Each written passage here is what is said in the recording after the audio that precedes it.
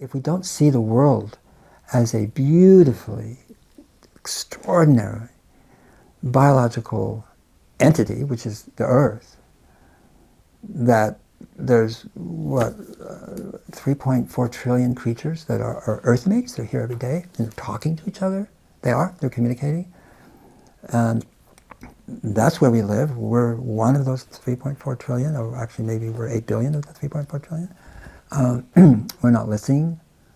They're talking, they're speaking, and we're not listening to it, right? We have our own language, we have our own, yes, and which is to basically extract as much as we can, as fast as we can, to create more money for a small number of people. And so the climate movement, the rhetoric is sort of almost usurped by that. BlackRock just made nature an asset class, which means that if a country borrows money and they have this pristine forest, or maybe not even pristine, but a good forest, that's their collateral. And if they don't pay their loans back, BlackRock owns the forest. Huh?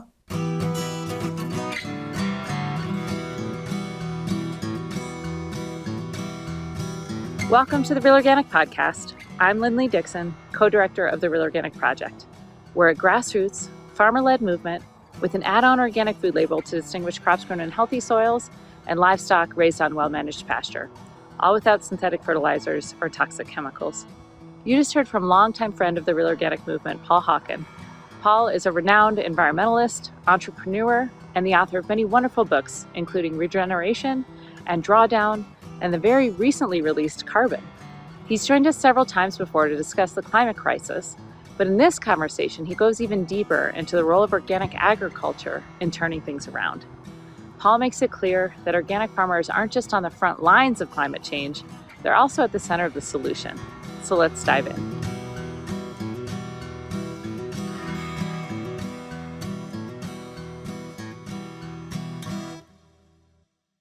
So anyway, 1791 is when Vermont was the first state after the colonies to declare statehood. To declare statehood, to join the Union, Yeah. 1791. Yeah. Yeah, and that was 14 years after they banned slavery. After. They banned it before they were a state. Yeah. Well, good. Just saying. Yeah. People ask about it. What does it mean? I actually didn't know what it meant. I don't know where I got the hat.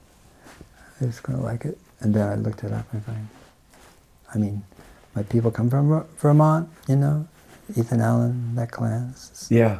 The criminal clan. Our people. All right.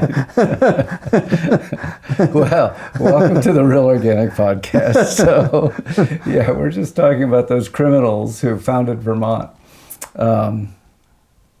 I've actually been feeling pretty good about Vermont lately. You got to. It's like a European country, actually.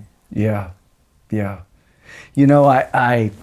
We read all the time about the amazing things they do in Denmark. And you once said to me, well, Dave, you can't compare us to Denmark. And I thought, well, why can't we compare Vermont to Denmark?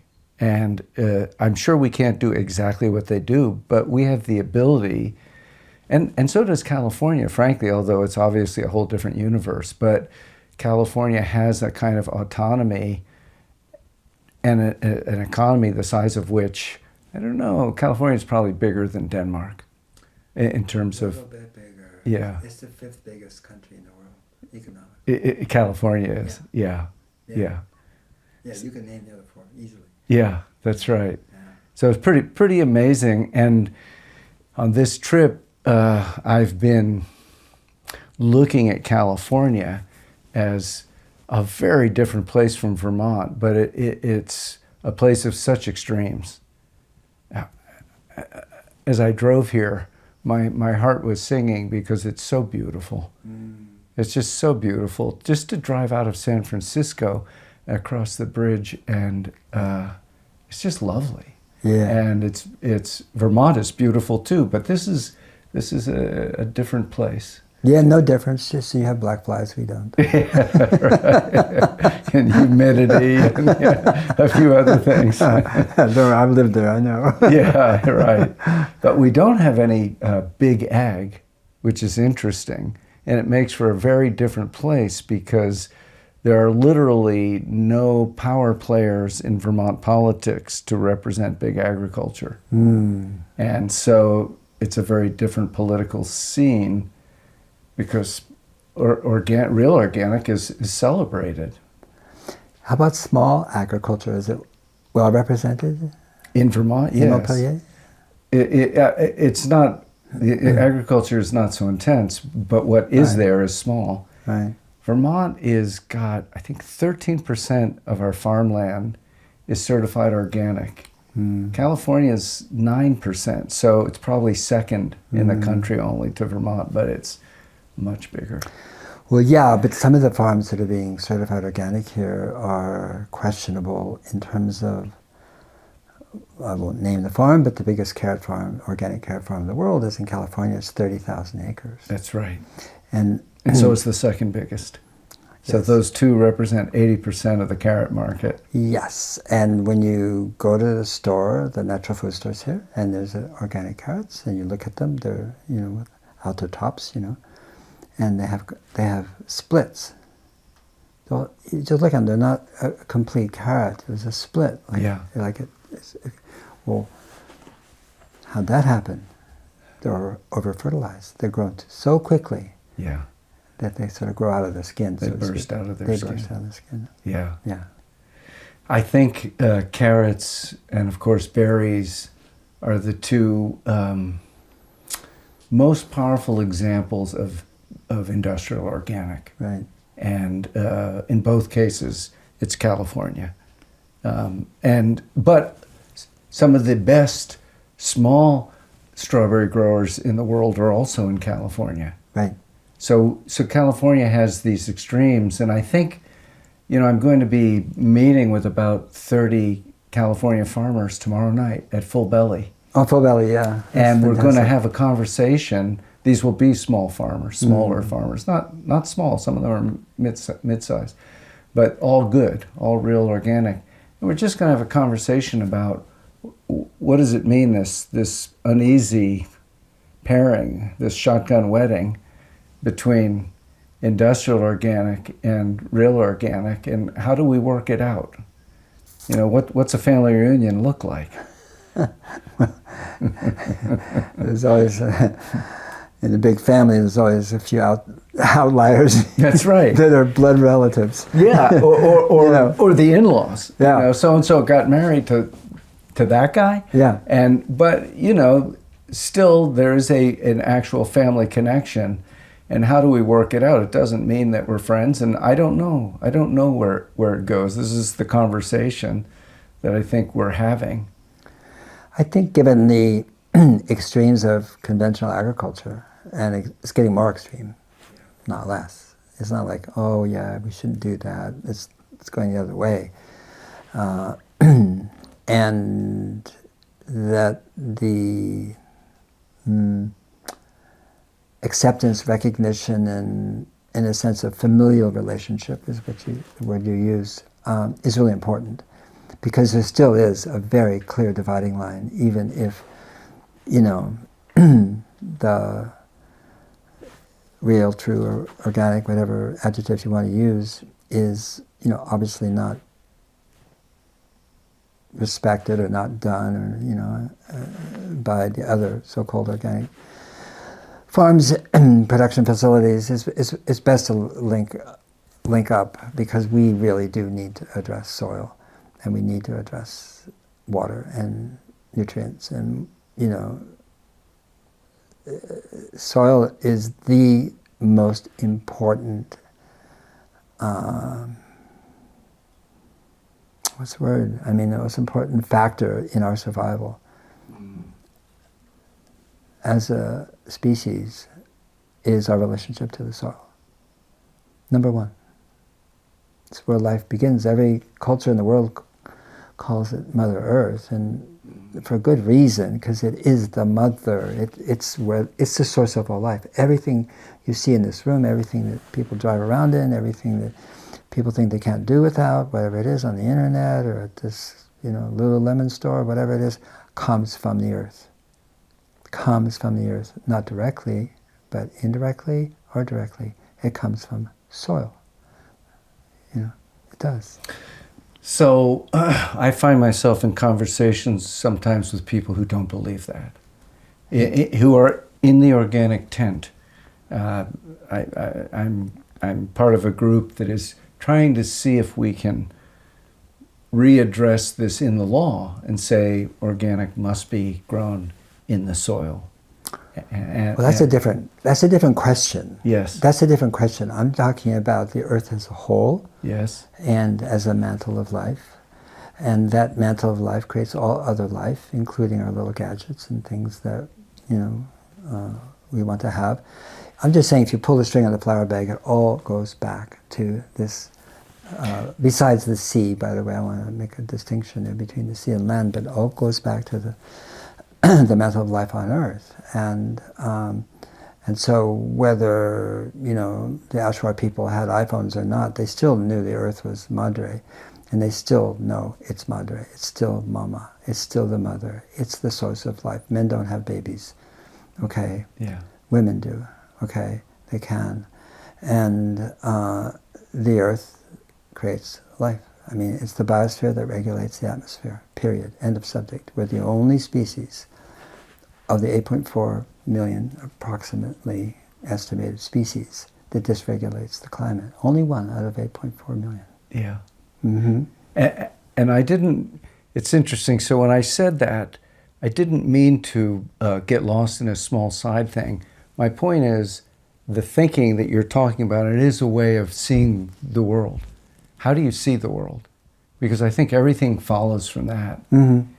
And if you don't see the world as that it comes from the soil, I swear to God, Paul, people roll their eyes.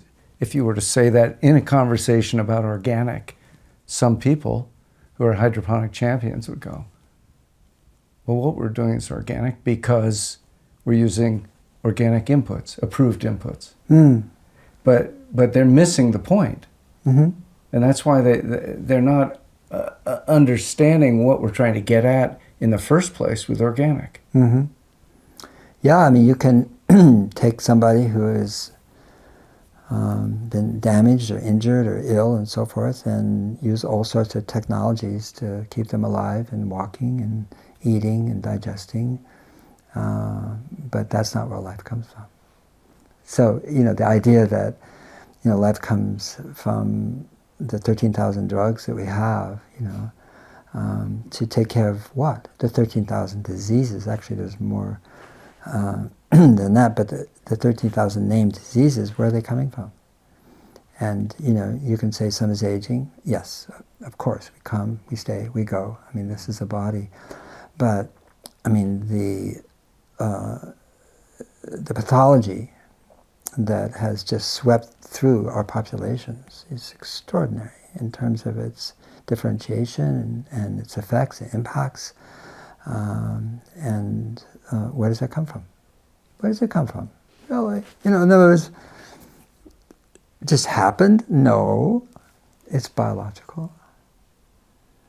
It comes from life, how we live, how we don't live, how we grow food, how we don't grow food, what's in the food, what's not in the food, what we drink, what we don't drink, what we breathe, what we inhale, it all comes into us. And so, that 73% of Americans are obese or overweight is, if it was only that, you'd say, well, that's your choice. But in fact, so many second and third order effects arise from being overweight and obese. And not to blame the people, I feel like in most cases they're victims, for not being educated, not having access, to proper food, whether it's in the school or whether, it's in their city, whether it's in their supermarket, etc. So I think the organic food movement is a much bigger movement than that. It's really about nourishment. And sometimes it gets lost in the conversation or the argument or just trying to make distinctions. It is, it isn't. We have to talk about nourishing, And nourishment is really about compassion. It's about serving. It's about, connecting both the person to the soil and to nutrients and where life comes from. And that's the movement Real Organic's about. That's the movement that all of humanity will go to, what's left of it if we're not careful, but will go to, because it's the only way we've persisted. We didn't persist and engage and create extraordinary cultures that have come before us by eating junk food, and so denatured food. It didn't exist at that time, and so the organic movement, to me, actually, I think, does itself a disservice by focusing on the ins and outs and this and that and this isn't. Not that they aren't worthy discussions, they are, but for what the percentage of human beings, or Americans or whatever, it's a conversation that's lost on them, and they're busy and they can't even afford the food they are buying, So there's deeper issues here that I think we have to address that are more encompassing, more embracing, as I said, more compassionate, more connecting. I feel like the organic movement sometimes disconnects itself because it's right, and makes other food wrong. And I wouldn't disagree with that in that perspective, but it doesn't really bring people in. And, not to say that, look, there are people dealing with access, cost, price, all over. I mean, the food movement is amazing. And so again, I'm not sort of wagging my finger at anybody or I don't do that. But I'm just saying, if you look at the overall conversation about food, organic got marginalized quite a long time ago. Remember the Stanford study, and so there's no difference in nutrient density or nutrients at all, and all sorts of things where, just bogus studies, in terms of scientific method, Right. But they made the headlines. Yes. Well, because we also know who pays for the headlines. I mean, it wasn't an accident that it made the headline. But so this is exactly what I wanted to talk about. One of the things I wanted to talk about. The last time that I visited you, a couple of years ago, and after the interview, we were talking. You said, David, Real Organic needs to think bigger. Okay, I've been thinking about that for 2 years. And what did that mean? And it's funny because as I was driving down to San Francisco from here, I get a call from Hugh Kent of King Grove, and he said, Dave, I've been thinking we need to think bigger.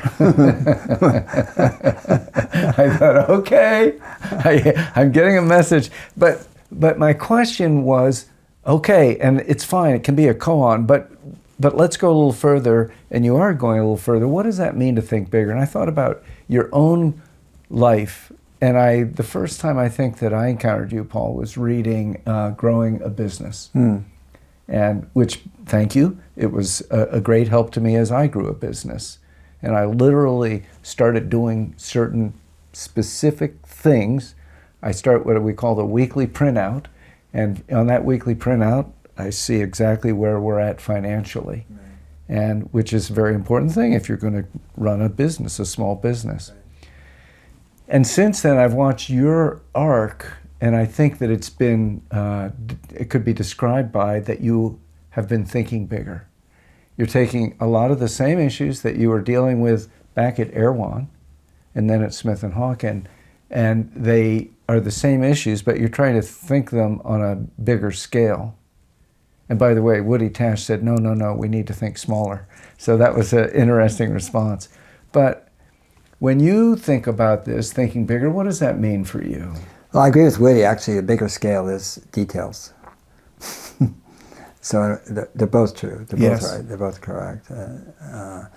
I mean, it's governments and big corporations that think only in big scale, and then they just, override signals that are coming back from people and from the living world and from children and everything else. So I don't disagree with Woody at all. But bigger to me means just really the embracing of the where we live and who we are, and it sounds so simple, but I feel like we don't know what a human being is, and we don't know where we live.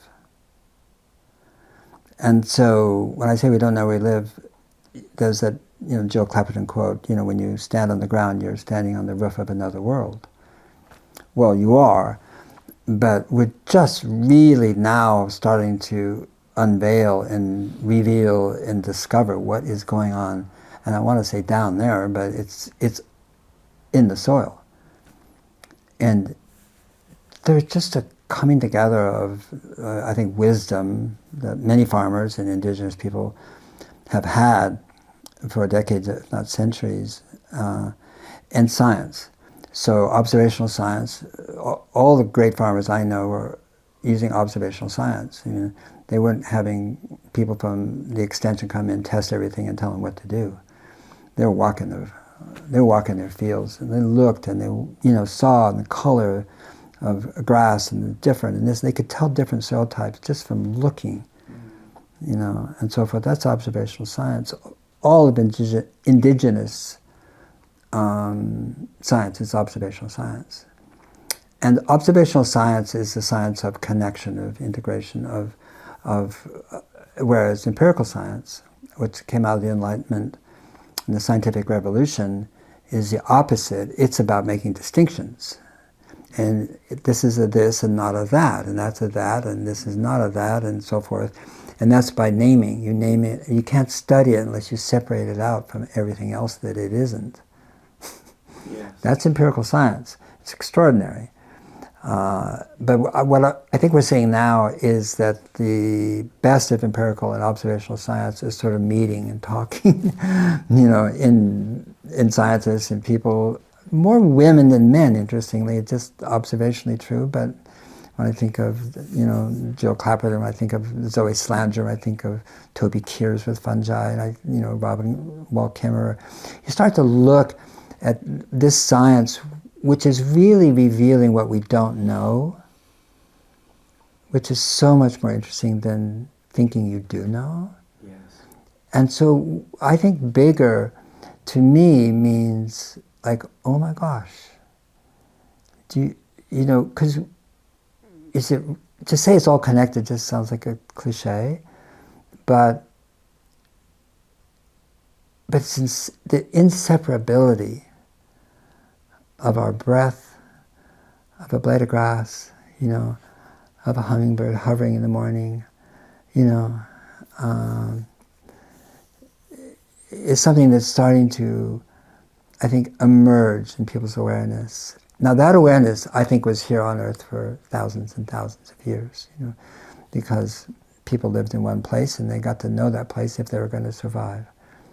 And so they understood in ways that we didn't understand, in the West. I say we in the West, in the Western cultures. But so when I say we don't know where we live, I think Ted Hitton, a scientist, and he wanted to measure the number of roots in a single kernel of rye planted. Most grass is ryegrass, not all, but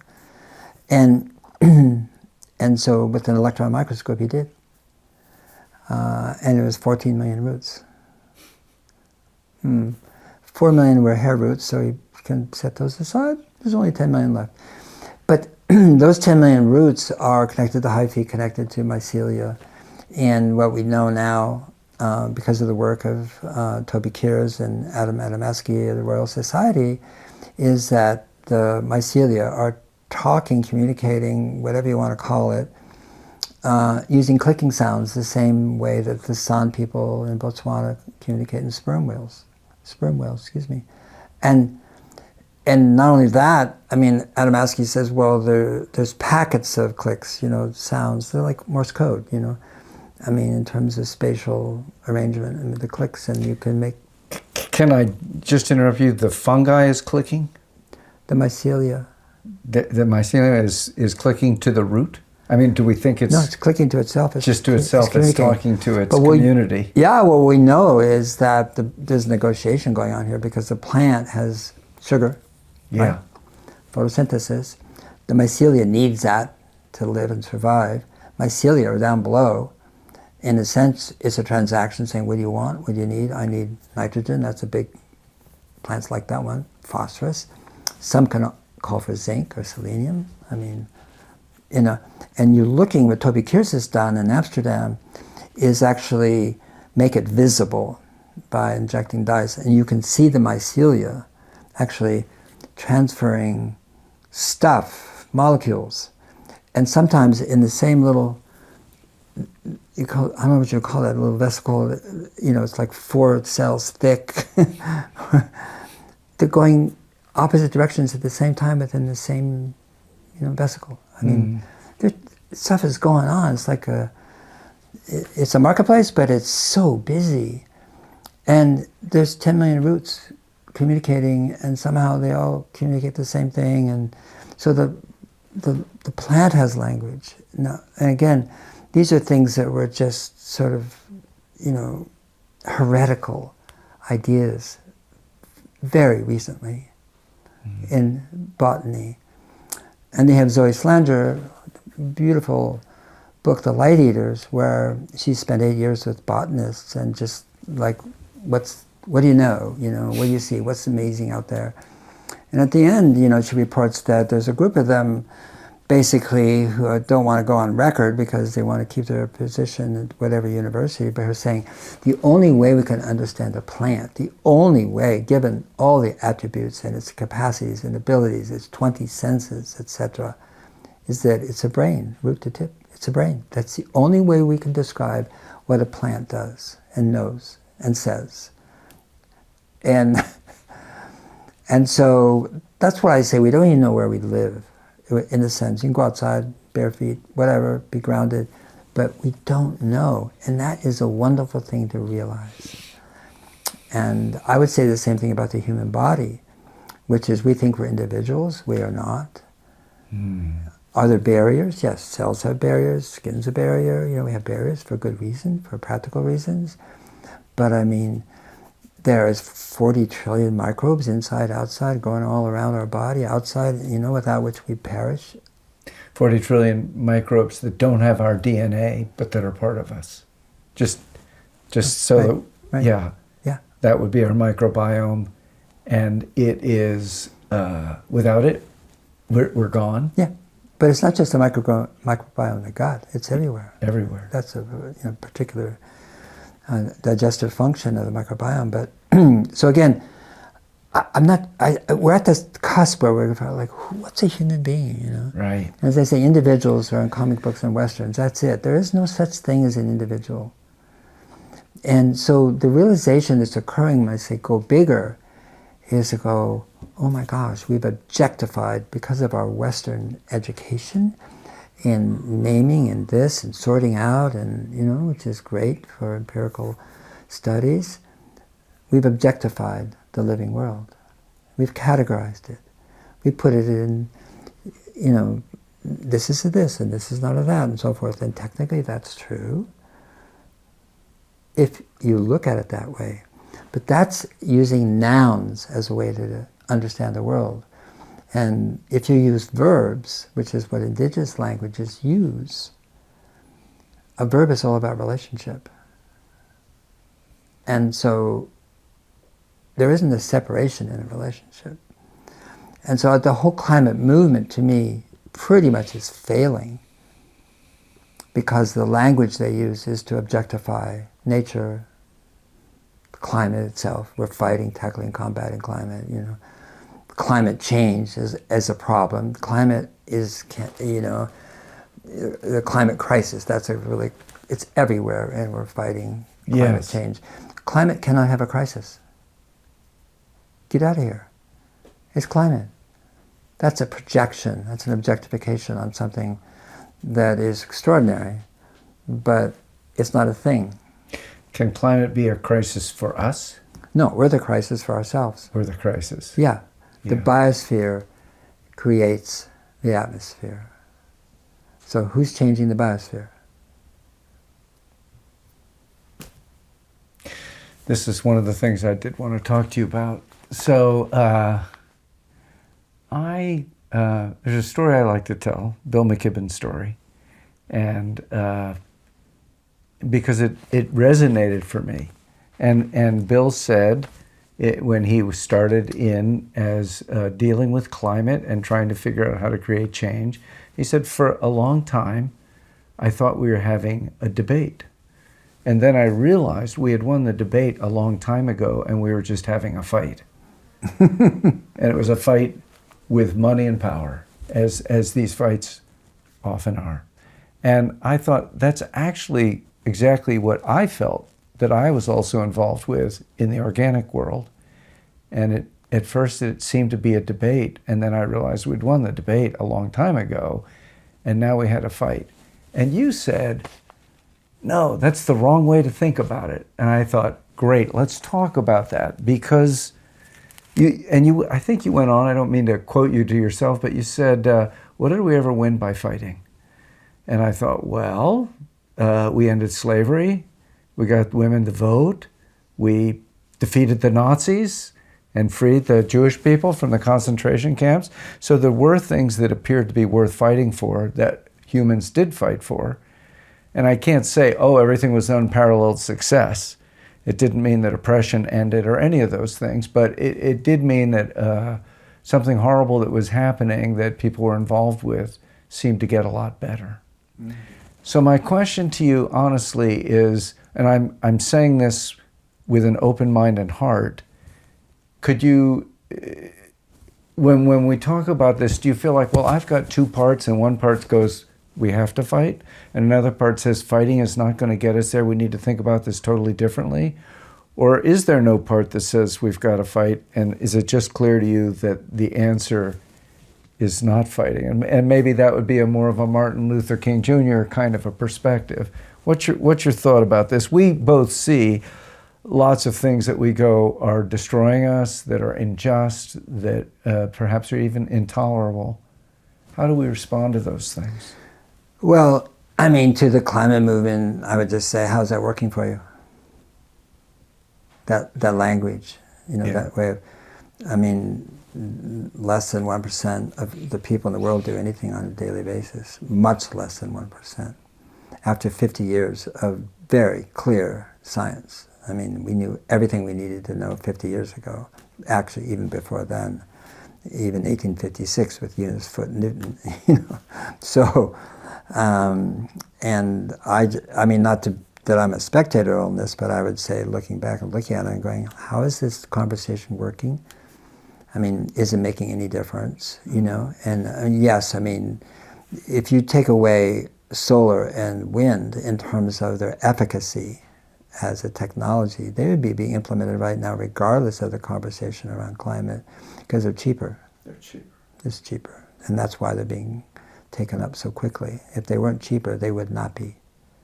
So it's not because of the climate movement and fighting climate change, and it's like, oh, we've convinced the world to be, renewable and put up solar panels everywhere. And so to me, the whole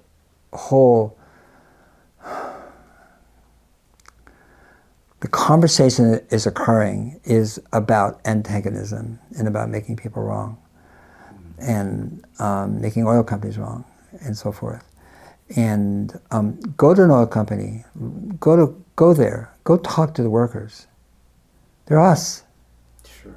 They're people. And they care. And they want to have their cars work, and they want to have warm homes, and they want to have cold food, and they want to have access to great, medical care if needed for their children themselves and so forth. I mean, and do they need to be in Carnival cruise ships going, around the world? No, of course not. But I mean, the energy system that we have right now is actually pretty amazing. Pretty amazing. And so if you want to convince somebody about climate and that we need to do something, you have to come up with a better idea than was being proffered. Because the idea that's being proffered is the energy transition, right? Or we're making net zero 2050. That is, with all due respect, the biggest load of crap. There is no energy transition occurring whatsoever right now, and we won't achieve it by 2050. It's impossible. And I say that observationally, not to criticize people who are, making yeoman's effort to change the energy system is great, but its electricity is only 19% of our energy use. 19%. Make steel, make cement, okay, make roads out of electricity. They talk about doubling EVs by 2050, be 3 billion EVs. There'll be enough roads then to circle the globe 650 times. What are those roads going to be made of? Rock. How you get rock? Well, you blow it up with what? Electricity? No. How do you truck it? Electrical vehicles? Maybe. With what? Cathodes on batteries, harvested in tunnels in the Congo by children that are 10 years old. And it's like we can't get there from here with our understanding of where we are. And I'm not saying I really think we should continue to double glaze the planet. That's not what I'm saying. But I'm saying if we're not looking at it with open, clear, sensible eyes and understanding and science, by the way, good science, then we're just deluding ourselves. So the whole Paris Mandate is nonsense. Not that 1.5C should not be exceeded. That'd be a great idea. Nothing wrong with that. But the idea that somehow we can swap out our electrical system with renewables is going to solve the problem. It just won't. And one example is wood. Look at Vermont. Let's take the state of Vermont, which is how much wood did it use in the 17th century? A lot. How about the 18th? A lot more.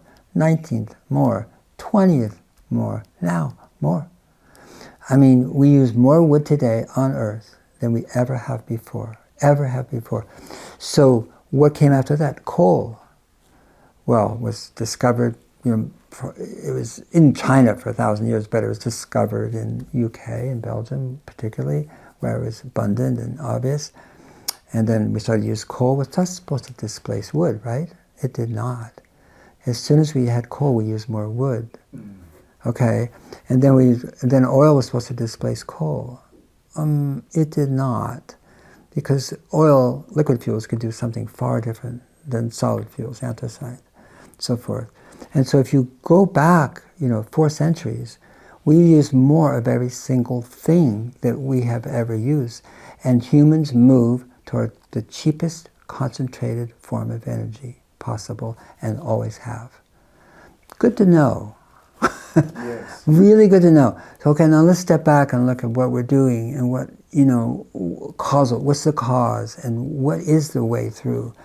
And that's a more complex question and answer than the cartoon beliefs of the climate movement that we're in an energy transition. If we just do this and this and this by 2050, we'll be net zero. There's no such thing as net zero. Net of what? There's 1.2 trillion carbon atoms in every cell of your body. And we're talking about net zero carbon. What does that mean? It has no meaning whatsoever because carbon is the flow of life. And of course it is referring to carbon-based fuels, I know, of course, when they say net zero. But even that is impossible. Because, like as I say, how are you going to make steel? You go, oh, we'll use green hydrogen. Really? Tell me more. Electrolysis, we'll take water and break out separate the hydrogen. Tell me more. Well, what do you need to do that? Energy. Where's the energy going to come from? How much energy? Well, it takes as much energy to create green steel from hydrogen as it does for the United States, as the United States uses in a single year, just to make Electrolysis, not the coking part of steel, but electrolysis, okay? And so, and the direct air capture, another, these, sort of Promethean solutions coming out of technology. Billions are being poured into it by oil companies and actually even the IRA and the US government. And these machines, we need 10 million of them. They're going to suck, air, the atmosphere, and separate the CO2, and then separate the C from the O. That is to say, we don't want the O2, but we do want the carbon. We're going to liquefy the carbon, and then we're going to pump it in pipelines, new pipelines, into geological formations and so forth. And we're going to, what? How do you do that? And it's important to look at CO2 in the atmosphere as entropy. In other words, you burn wood, coal, gas, oil, and you have entropy, CO2. It's like ash. It's the ash, which is entropy. And that's the second law of thermodynamics, which is energy only goes in one direction. It doesn't go backwards, right? Can't. If it did, we wouldn't have a planet, by the way. So it's important for life that that's true. And so yet, read anything on DAC will say it requires a massive amount of energy to do this. Massive, okay. Well, we're going to use renewable energy, wind turbines, and maybe geology. Maybe we can get energy from, we haven't got it yet, that kind of energy. But solar and this idea that it's going to be renewables. Well, renewable energy has entropy too.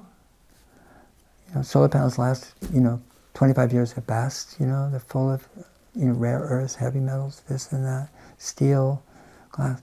I mean, wind turbines are even more elaborate in terms of the materials they use. So what we're saying is, we'll create entropy to cure entropy. Yes.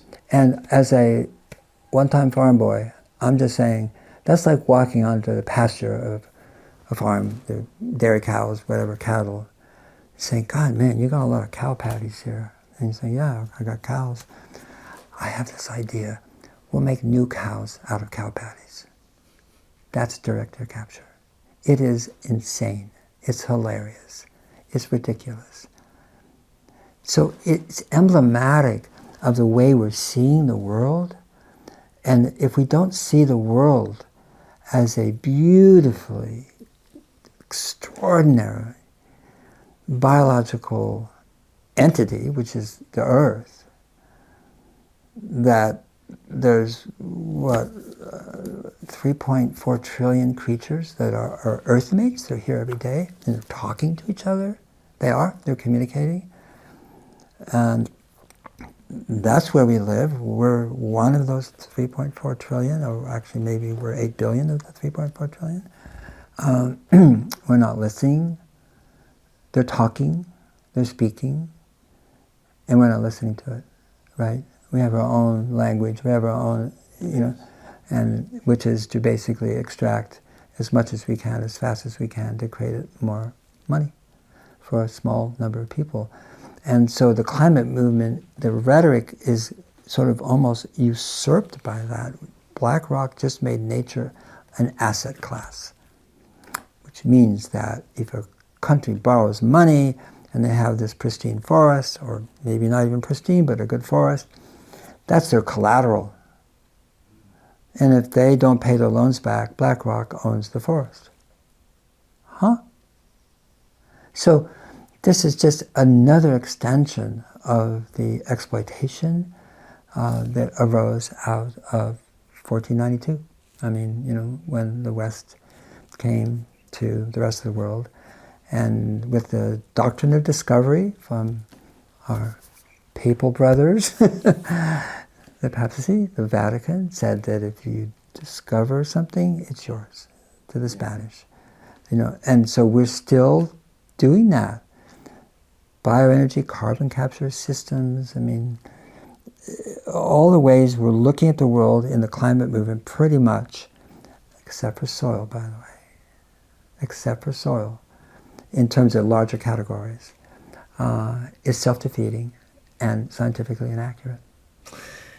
Okay, so just so that we don't all create mass seppuku now, so that I get it that we have a problem, which is that we're trying to solve a problem with the same mind that created the problem.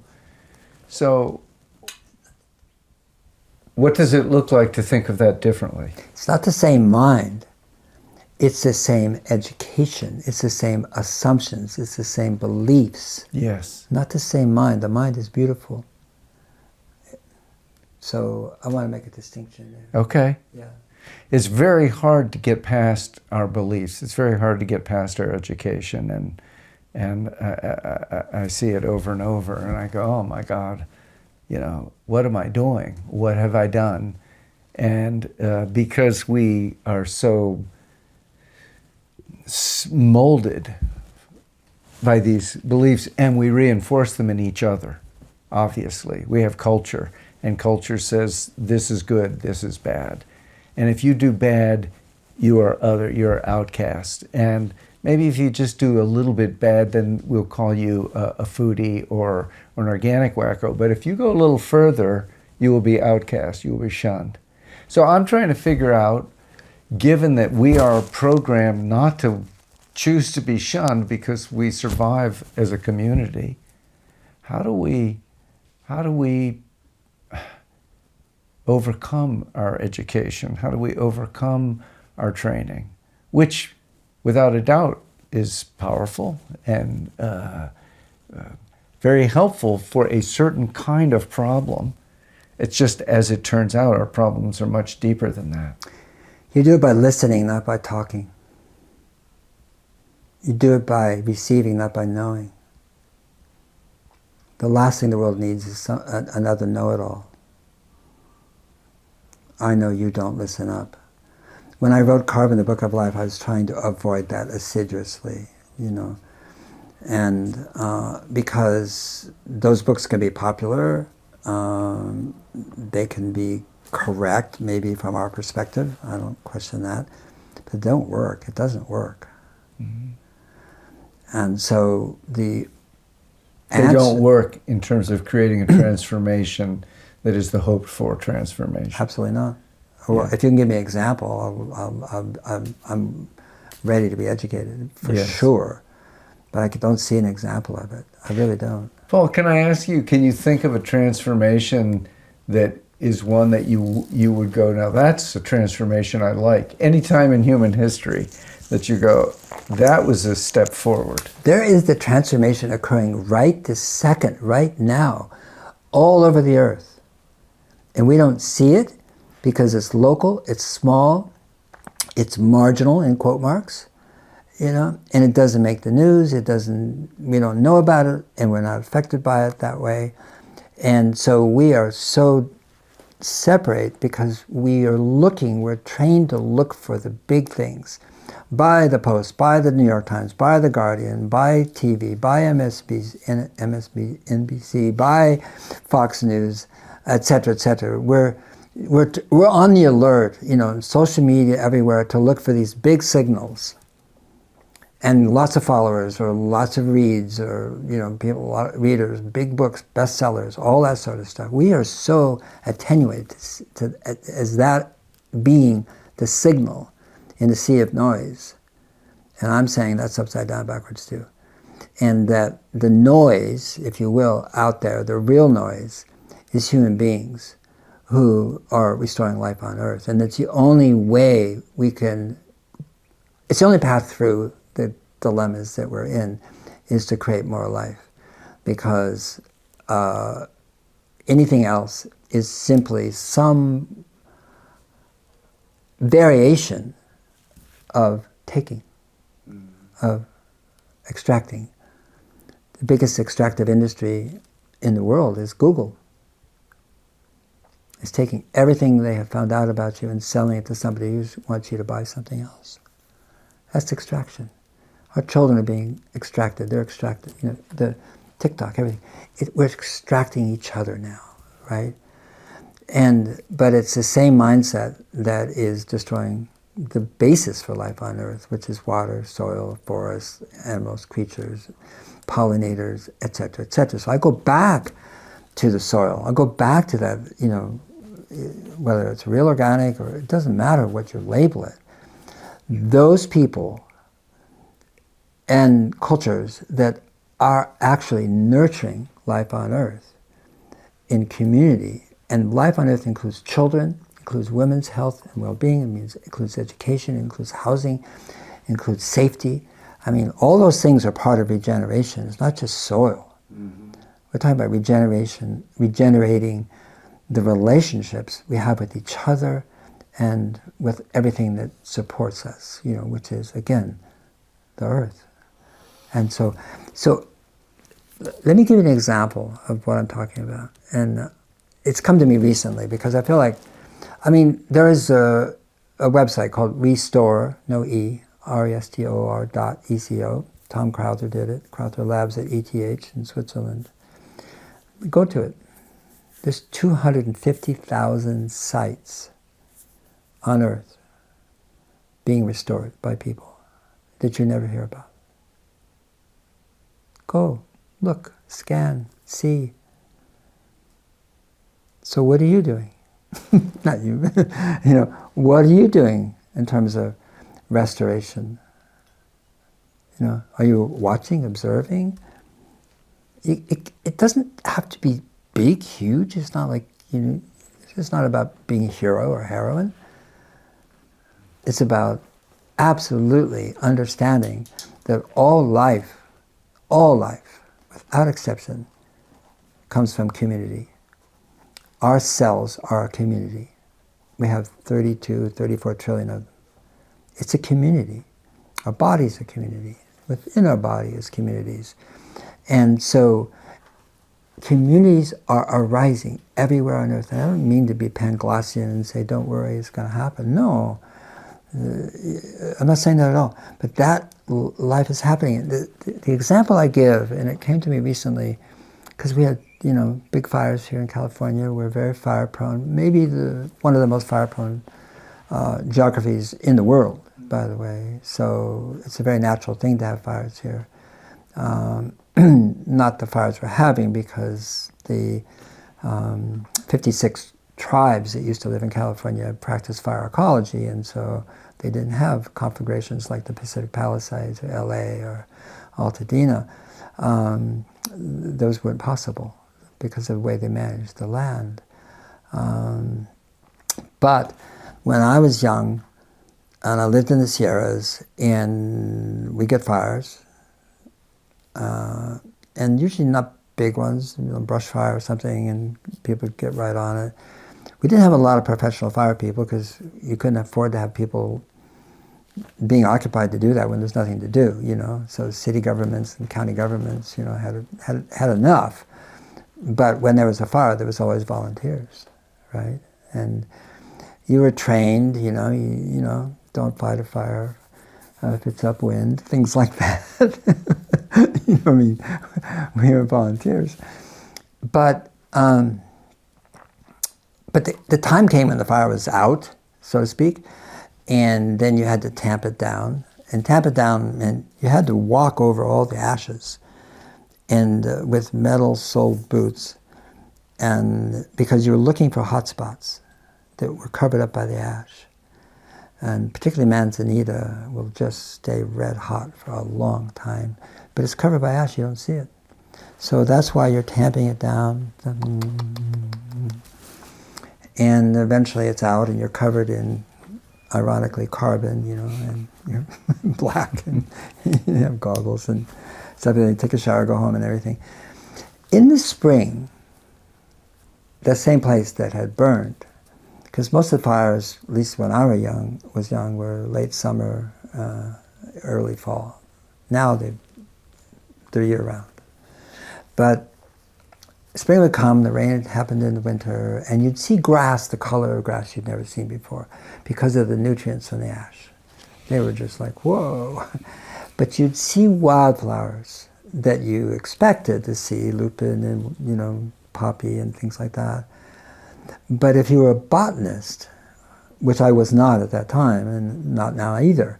But what I learned from botanists at the University of California, Berkeley, there's wildflowers would do appear, that have not been seen for 50, 100 years. Mm. And go, well, what were they doing all that time? Waiting for a good fire. No, it's called fire-triggered succession.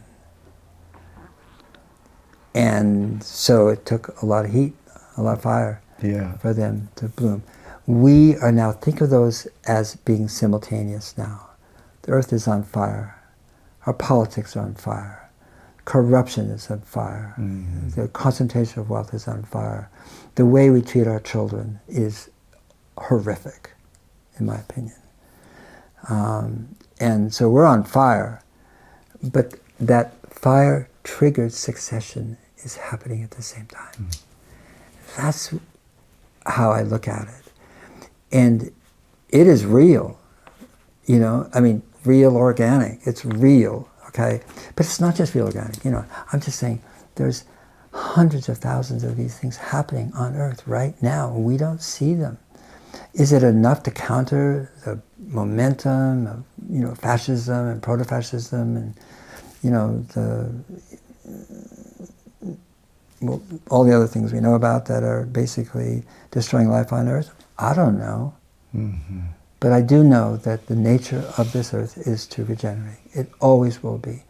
And whether we do it successfully or sufficiently to counter the perfidy and selfishness and all the worst qualities of what it means to be a civilization right now, I don't know. I have no idea. No one knows. But I do know one thing, that I'm going that direction, you know. Yeah. And I can't do it based on the fact that, well, somebody will follow, or is there enough, or do I think it'll work? We know it works, which is to create more life. We do know that. And every single aspect of what we touch and eat and take and make, interrelate with, that's what compassion is about. That's what kindness is about. That's what generosity is about. These are human qualities that are innate in human beings. Are they being covered up? Are they being suppressed? Yeah, but they're still there. You just mentioned two qualities that I had just written down, kindness and generosity, because when you're talking about what it would take for regeneration, community, kindness, and generosity were the three words that I came up with. And, you know, people don't know what to do. Everybody feels confused and lost, in my opinion. And I do too. And in a pinch, kindness and generosity are a good place to start. And almost, as you're saying, these things that are happening can push us into becoming scared, angry, dangerous, but they also can push us to become kind and generous, which is what you're suggesting these thousands of small movements are doing. These are just people, as you say, nobody's paying attention, they're just doing it. I find it fascinating that you said you don't know what to do. You most certainly do know what to do. Come on. Look at what you've been doing prior to Real as a grower, okay, with Real Organic. You and Lily know exactly what to do. It's not, when we take it on, you know, like, well, but yeah, we're doing this, but over here, they're, you know, trashing the place, you know, or they're fighting, or they're lying and cheating and stealing. Yeah, for sure. You know, not hard to see that. But the idea that we think that all that burden rests on our shoulders. No, the burden that rests on our shoulders is not a burden. It's a delight. It's a gift. It's the qualities that are innate in us. And if we're feeling the grief from seeing that, you know, I hope so. Grief is your ally. Grief comes from love. It is the love of someone, some place, a bird, you know, a family, a forest, you know, your family, whatever. That's love. Love is there. And love comes from one place. It comes from the heart. And it's the organ that tells us the truth. And the world is asking us to listen to ourselves and tell the truth. And you don't know that you're going to succeed because you don't want to use metrics like that, because that will make you fail. If you're using the state of the world, state of U.S. politics, state of, corruption as a measure of whether you're failing or succeeding, you're hurting yourself. Don't hurt yourself that way. It doesn't mean you're naive. It doesn't mean you don't see it. But it doesn't mean that you don't know what to do. You know exactly what to do. All right. Well, thank you, Paul. Before we go, do you have anything you'd like to say? I want to take one moment before we end. I just want to say I have read Carbon, and as this conversation is, it's a multi-layered, brilliant exploration of our world, from the very, very little to the human to the intergalactic, and so it's like riding a rocket ship up and down, and all those different levels, I say, are given their due importance. It's not that intergalactic is important and microscopic is unimportant, or vice versa. It's so beautiful that you can just see the world in such different ways, and they're all connected, and they're all united. So I want to encourage people to get the book and read it. And as I told you, it took me a long time to read it, because every page I was Googling and researching, and it talks about a lot of things that I'm not expert in, which is wonderful. And I will say that you say it beautifully. You have a beautiful, beautiful way with language. So I encourage people to check it out. Thank you. It's not a technical book, though. I don't Right. want people to think it's technical. That's a different book. I've done that, Right. I've done those books. Natural Capitalism was one of them, And this is meant to be about awe and wonder and curiosity and discovery. And it's meant to be what I call who knew? Like, really? Is that true? Is that where I live? Is that how this lives, my body? And pulling the string on the veritable flower bag of origins, and this came from this, and this is where this started, and this is what we know now, about communication. The mother bats have their own lingo called motherese. They don't know what else to call it in scientists who study bats. And they name their young, and they teach their young, that male bat there, he's trouble. And so they teach, this is bats talking, all right? And the female bats having their own, I think most women can understand the motherese of bats, so forth. And also, if you take the sound, because it's ultrasonic, we can't hear it, but if you actually slow it down, it is the most beautiful sound you've ever heard. These are the bats. We're the only culture that vilifies bats. They're sacred every place else in the world. And when you hear this sound, you're just like, oh my God. I mean, and then you think of the mother bat as being a great mother, first of all. But what does it mean to be a great mother? To care, right? To care for your 3 little batlings,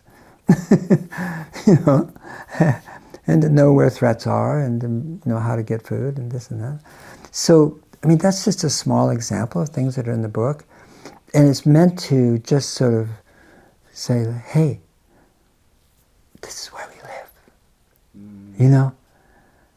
And it's extraordinary. what we don't know. And there's so much more we don't know that is equally extraordinary.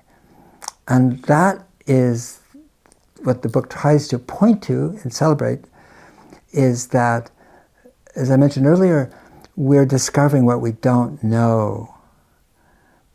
And it's just astonishing. And so whatever that is, that lights you up, then that's what the book's for.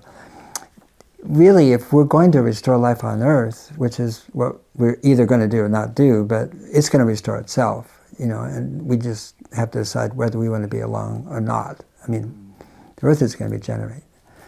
No matter what we do, no matter how stupid we are, it's going to happen. And so I think when you have a better understanding of where we live and what's going on, that trees can actually, in a chiaroscuro kind of way, see somebody walking by the tree, can see it.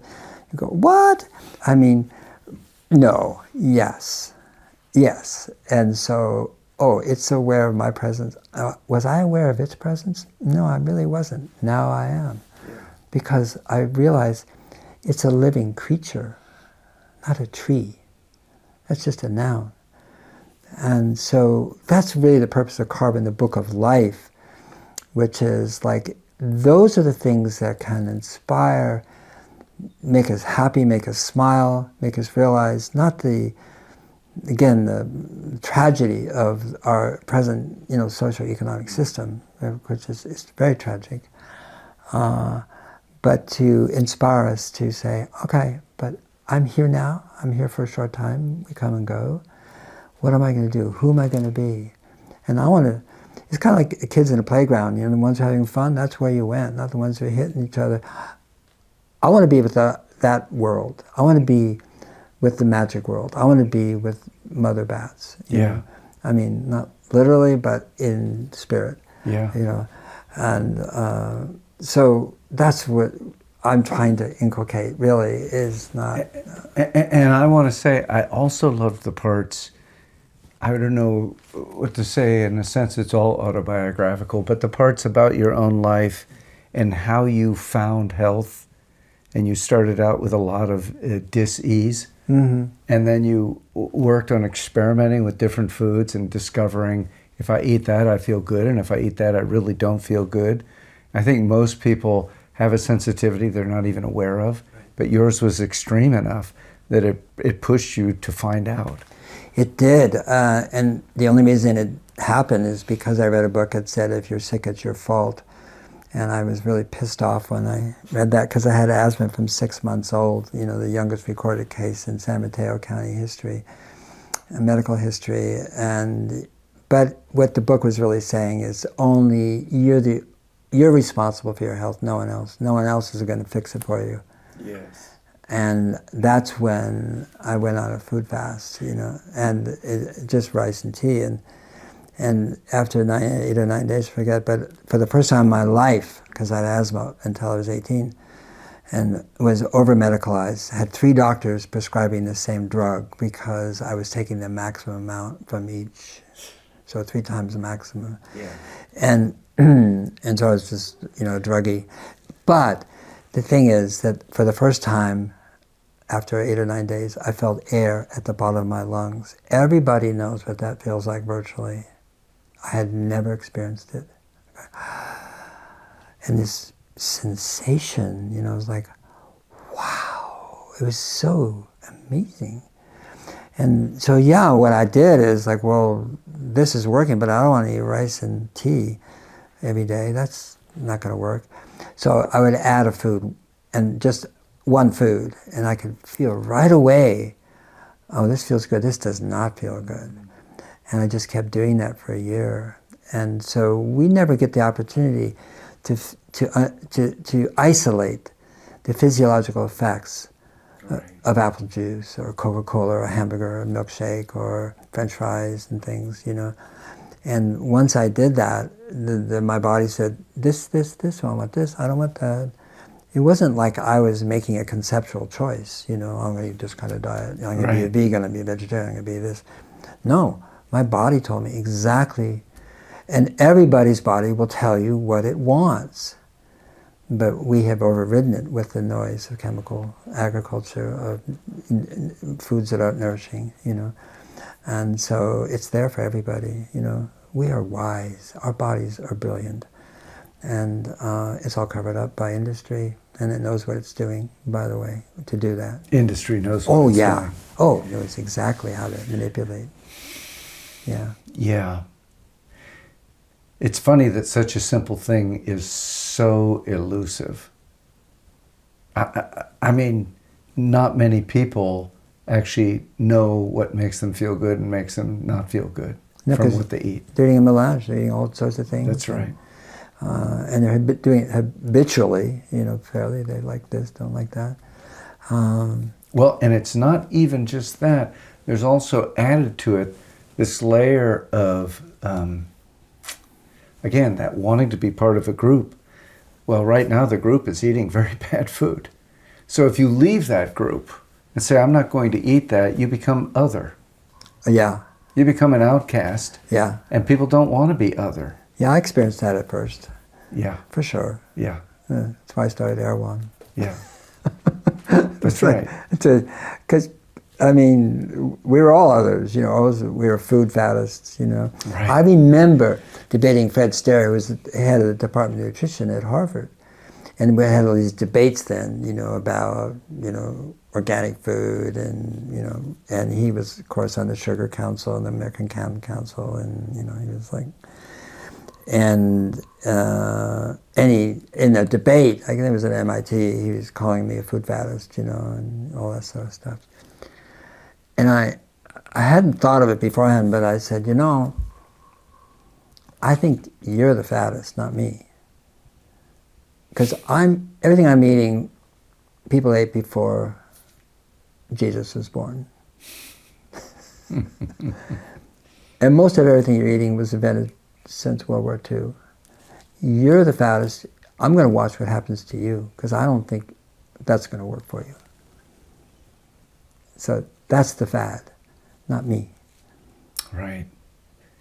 He was quite a character. He was.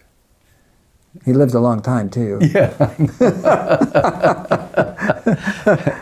had a strong constitution. He had a tremendous amount of influence. Oh, my gosh, yeah. Yeah. Yeah. And I didn't have any, I can assure you of that. Well, of course you did. Of course you did. It wasn't evident, but you were part of something that was building an alternative to his vision. Yeah. His vision was, you should have a Coca-Cola with dinner. It's good for you. Yeah.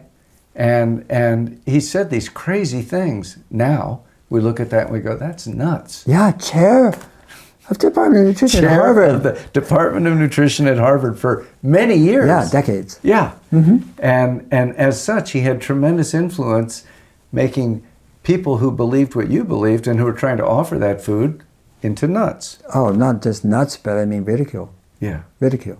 Yeah. Yeah, so that's science, and that's empirical science, and that's Western science.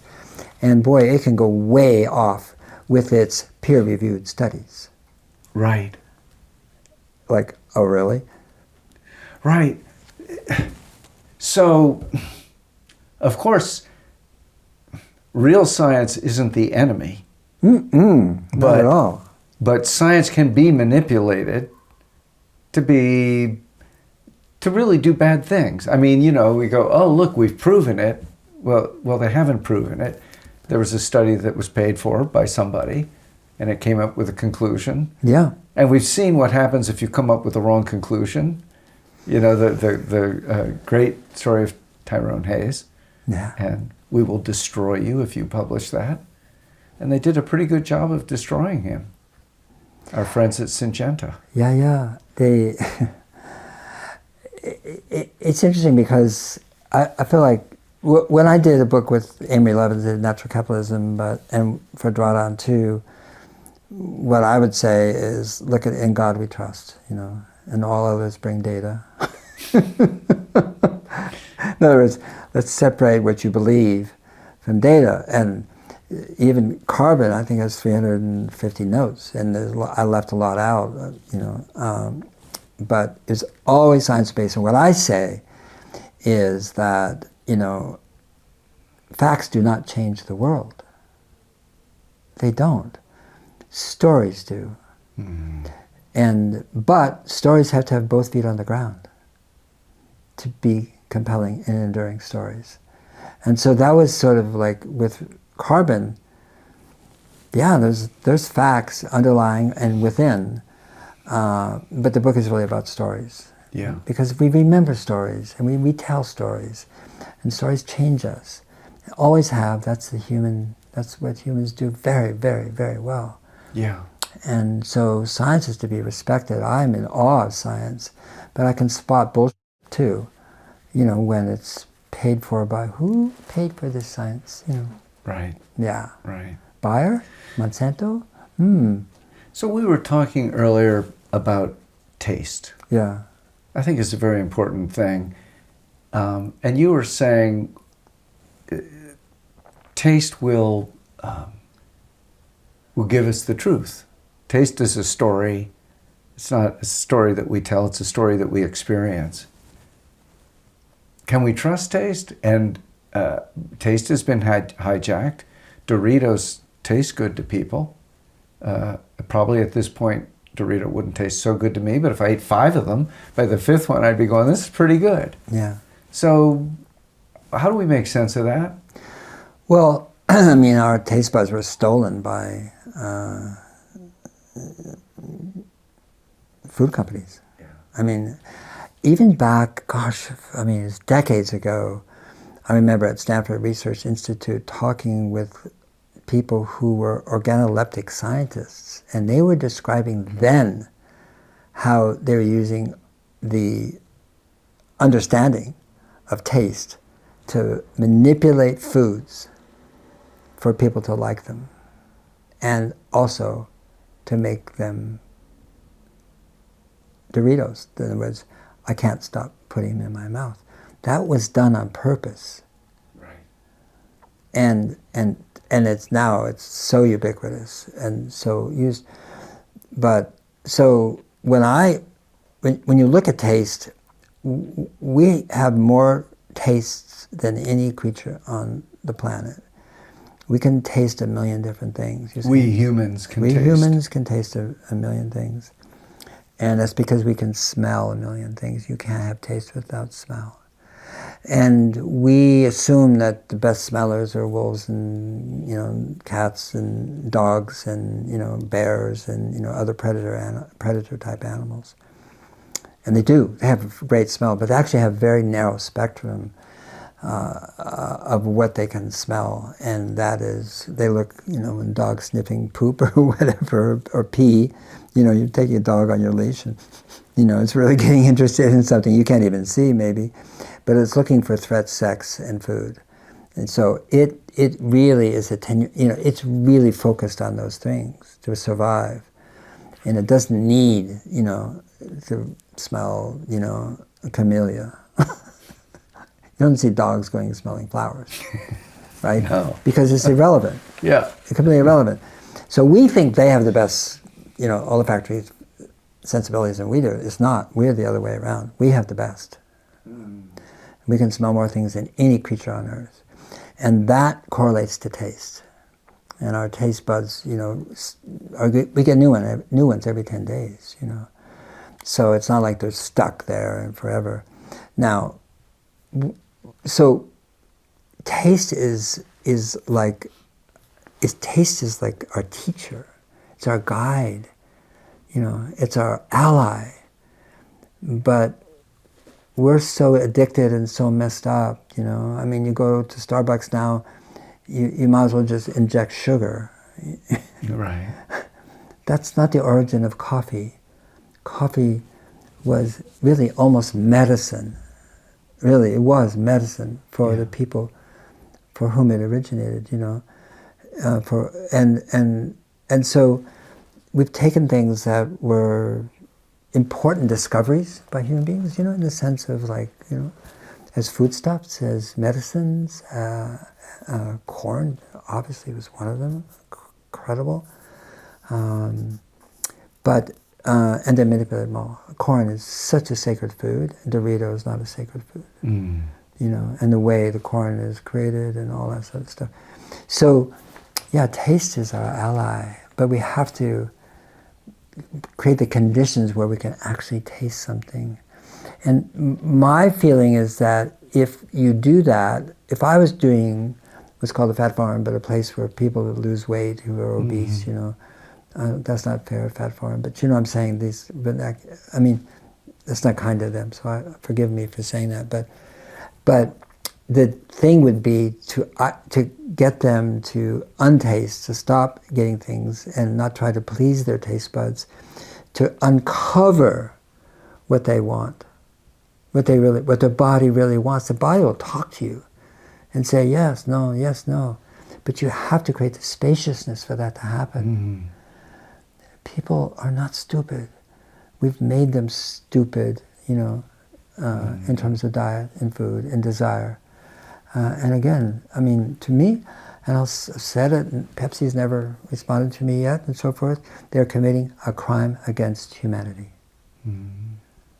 As surely as the bombing of children in Gaza. It's just a different type of bombing, which is that they have, you know, Mountain Dew, the highest soft drink in the world in sugar and caffeine, totally addictive, totally erosive, totally, you know, damaging to children. And now they have it more flavors.